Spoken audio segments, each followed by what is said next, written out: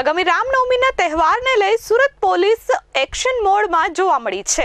શહેરમાં વિવિધ સંસ્થાઓ અને સંઘો દ્વારા રામનવમી દરમિયાન શોભાયાત્રા કાઢવામાં આવે છે, ત્યારે શોભાયાત્રાના રૂટ પર પોલીસ દ્વારા ડ્રોન સર્વેલન્સ હાથ ધરવામાં આવ્યું છે। રામનવમીના તહેવારને લઈ સુરત પોલીસ એક્શન મોડમાં જોવા મળી છે।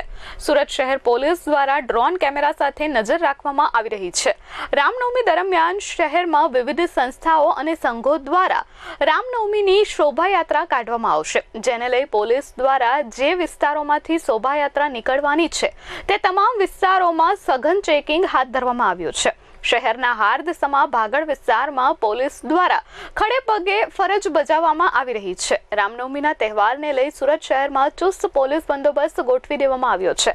ડીસીપી વિજયસિંહ ગુર્જરે જણાવ્યું હતું કે સુરત શહેરમાં રામનવમીના પર્વ દરમિયાન કોઈ પણ અઘટિત ઘટના ન બને તે માટે સુરત પોલીસ સજ્જ છે। સુરત પોલીસ દ્વારા ડ્રોન કેમેરા દ્વારા સર્વેલન્સ કરવામાં આવી રહ્યું છે, જેથી ખૂણા પર નજર રાખવામાં આવી રહી છે। કોઈ પણ અઘટિત ઘટનાઓ ન બને તેને લઈ પોલીસ દ્વારા સઘન ચેકિંગ કરવામાં આવી રહ્યું છે।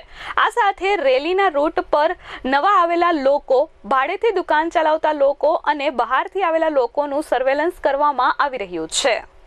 Bureau report S24 news Surat.